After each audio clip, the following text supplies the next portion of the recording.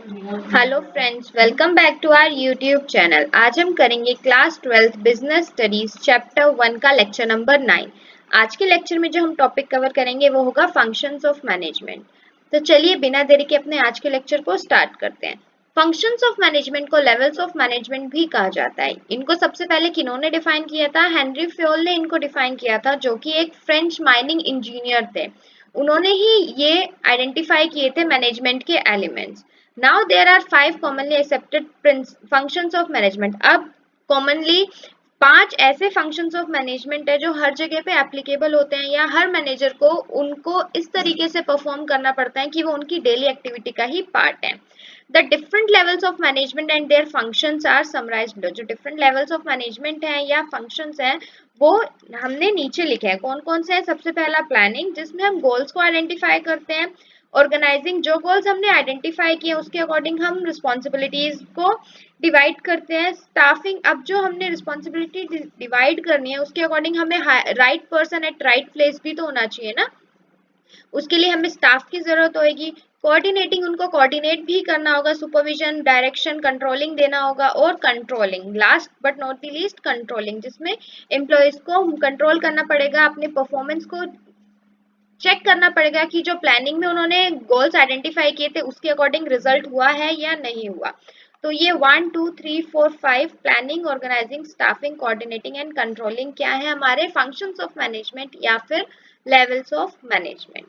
अब हम इनको एक एक करके पढ़ेंगे कि प्लानिंग क्या होता है, ऑर्गेनाइजिंग क्या होता है, स्टाफिंग, कोऑर्डिनेटिंग और कंट्रोलिंग में क्या क्या आता है। तो चलिए, सबसे पहला जो है that is planning. Future cost of action is based on the basic planning done by managers. जो हमारा हम आगे क्या करेंगे वो किस पे डिपेंड करता है? हमारी प्लानिंग पे डिपेंड करता है। The predetermined goals are undertaken as the base to chalk out the future. जो प्री डिटरमाइंड गोल्स होते हैं, जो पहले से ही हमने डिटरमाइन कर लिए हैं गोल्स, उनको ही क्या करा जाता है? फ्यूचर में क्या आउटकम आएगा उसके लिए यूज किया जाता है। Planning in a nutshell gives answer to. जो प्लानिंग है वो किसको आंसर देता है? व्हाट जॉब टू डू, हमें क्या करना है। When to do the job, हमें वो काम कब करना है। How to do the job, वो कार्य हमने किस तरीके से करना है। Planning in other words decides on the best possible way of achieving the goals. Planning को एक और तरीके से ये भी बोला जा सकता है कि ये हमें हेल्प करती है उस चीज को डिसाइड करने में कि हम अपने जो हमारे गोल्स हैं उनको हम किस बेस्ट पॉसिबल वे में अचीव कर सकते हैं। तो ये होता है हमारा प्लानिंग। प्लानिंग के बाद हमारा सेकंड फंक्शन जो आता है दैट इज ऑर्गेनाइजिंग। ऑर्गेनाइजिंग क्या होता है? Once the plan is in place for a project और टास्क, जब एक प्लान को डिसाइड कर लिया जाता है, प्लानिंग हो जाती है, तो जो नेक्स्ट स्टेप होता है वो होता है resource for achieving the goal. Resources को इकट्ठा करना जो हमें उन गोल्स को अचीव करने में मदद करेंगे। The resources are of various kind. जो रिसोर्सेज हैं वो बहुत तरह के हो सकते हैं। कौन कौन से? ह्यूमन भी हो सकते हैं, फिजिकल भी हो सकता है, फाइनेंशियल, टेक्नोलॉजिकल, रॉ मटेरियल या और कोई भी रिसोर्सेज हो सकते हैं जो आपके प्लान को इम्प्लीमेंट करने में जरूरी होते हैं। It also involves developing a productive relationship between the resources to achieve organizational goal in most efficient manner. इनका ये भी काम होता है उन प्रोडक्टिव रिलेशनशिप को इंक्रीज करना जो एक रिसोर्स और उन गोल्स को एफिशिएंटली और इफेक्टिवली अचीव करने के साथ लिंक करते हैं। और जो ऑर्गेनाइजेशन या ऑर्गेनाइजिंग का एक प्रोसेस है वो identify activities to be perform. हमने प्लान कर लिया, अब उसको किस तरीके से ऑर्गेनाइज करना है। ऐसा नहीं है कि आपने एक टूथपेस्ट का प्लान किया है कि हम एक टूथपेस्ट बनाएंगे तो आप पैकेजिंग से उसकी स्टार्टिंग करें। नहीं, आपको पहले उसके अंदर जो मिक्सचर होगा उससे स्टार्ट करना होगा। कौन कौन से आप प्रोडक्ट लोगे, उसकी पैकेजिंग कैसी होगी, उसकी ट्यूब की शेप कैसी होगी, उसकी आउटर पैकेजिंग कैसी होगी, उस पे कोई टैगलाइन होगी या नहीं होगी। तो एक्टिविटीज को आइडेंटिफाई करना कि कौन सी एक्टिविटी कहाँ पे किस डिपार्टमेंट के लिए जरूरी है।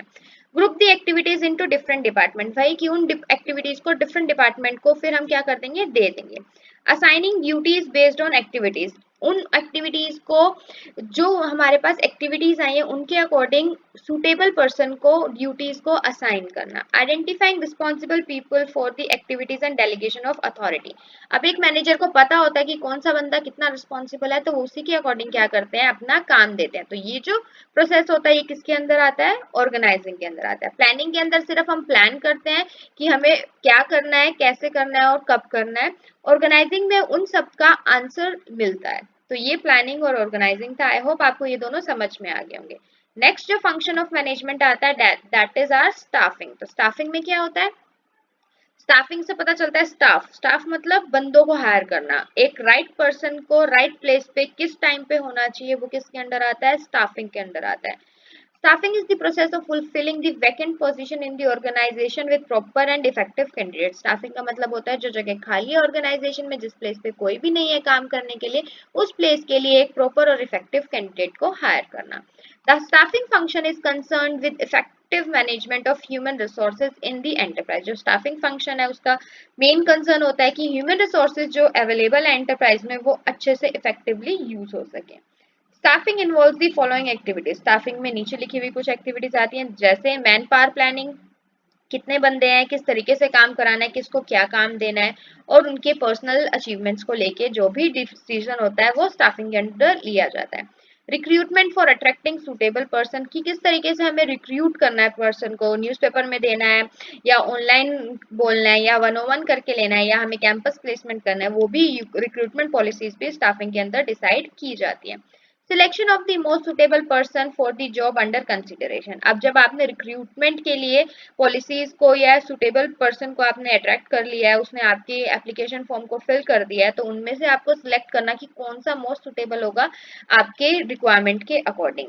जब आपने वो कर लिया तो उसके बाद आप उसका इंटरव्यू लेंगे, उसको प्लेसमेंट देंगे और उसकी ओरिएंटेशन करेंगे कि आप कैसे काम करते हैं, आपको किस तरीके का बंदा चाहिए। जब वो हायर हो जाएगा तो आप उसको ट्रेनिंग दोगे और उसको डेवलप करोगे कि आपके काम के अकॉर्डिंग वो इस तरीके से मोल्ड हो जाए कि आप effective management of human resource कर सकें।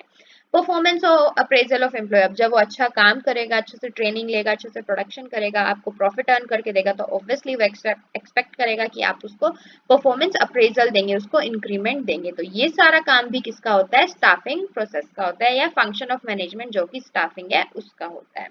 तो आई होप आपको स्टाफिंग का फंक्शन भी समझ में आ गया होगा कि स्टाफिंग फंक्शन ऑफ मैनेजमेंट क्या करता है। नेक्स्ट जो आता है हमारा वो आता है डायरेक्टिंग। डायरेक्टिंग के अंदर तीन मेन चीजें आती हैं, सुपरविजन, मोटिवेशन एंड कम्युनिकेशन। जब हम डायरेक्टिंग चैप्टर पढ़ेंगे तो हम उसमें भी इसको करेंगे।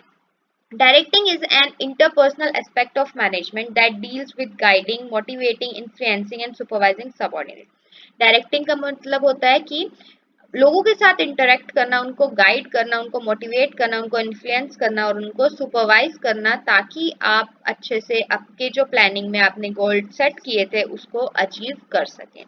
तो तीन एलिमेंट होते हैं डायरेक्टिंग के, दैट इज सुपरविजन, नजर रखना और डायरेक्ट करना अपने वर्कर्स को, मोटिवेशन अपने को वर्कर्स को या अपने अंडर काम करने वाले वर्कर्स को मोटिवेट करना। Motivation can be positive, negative, monetary और नॉन मॉनेटरी।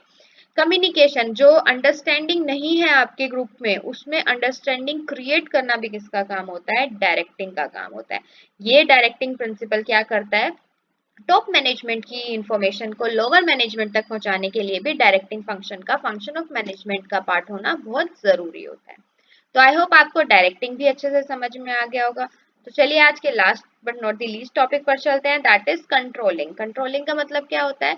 जब हमने जो प्लान किया था और जो हमने प्रोडक्शन की है उसको जो हम डेविएट करते हैं या जब हम उसको एक दूसरे के साथ कंपेयर करते हैं और हमें पता चलता है कि जो हमने प्लान किया था उससे ज्यादा प्रोडक्शन हुई है, स्टैंडर्ड ऑफ परफॉर्मेंस अच्छा है या अच्छा नहीं है, जब ये डेविएशन को पकड़ा जाता है वो किसके अंडर आता है? हमारे कंट्रोलिंग के अंडर आता है। अगर हमारा प्रोडक्शन अच्छा हुआ है, जो हमने सेट किया था 100 का गोल था लेकिन 200 प्रोडक्शन हुआ है, इट मीन्स हमारे वर्कर्स ने एफिशिएंटली काम किया है, तो हम उनको क्या करेंगे? मोटिवेट करेंगे। वहीं अगर 100 का था 50% भी काम नहीं हुआ है तो हम उस डेविएशन के लिए करेक्टिव मेजर लेंगे कि कहाँ पे कौन से डिपार्टमेंट से क्या गलती हुई है, हमने कहाँ पे कौन से मिस्टेक की है। तो कंट्रोलिंग फंक्शन एक्चुअल परफॉर्मेंस और जो डिजायर्ड गोल है उनके, जब हम उनको आपस में मैच करते हैं और देखते हैं कि हमारी ऑर्गेनाइजेशन कहाँ पे स्टैंड करती है, उस गैप को ब्रिज करते हैं, उसको क्या कहते हैं? कंट्रोलिंग फंक्शन कहते हैं।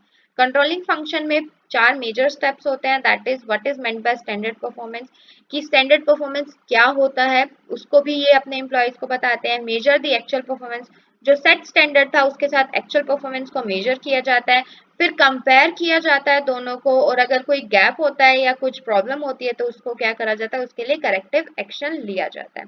इसका भी एक अलग से चैप्टर है, जब हम वो चैप्टर करेंगे तो इसको और अच्छे से डिटेल में पढ़ेंगे। तो आई होप आपको planning, organising, staffing, directing and controlling functions of management का ब्रीफ में पता चल गया होगा कि कौन सा फंक्शन क्या काम करता है और एक दूसरे से ये कैसे इंटरलिंक है। आज के लिए इतना ही। हम अपने अगले लेक्चर में nature and importance of coordination के टॉपिक को कवर करेंगे। Till then stay safe. Thank you for watching. Please like, share and subscribe our channel for more videos.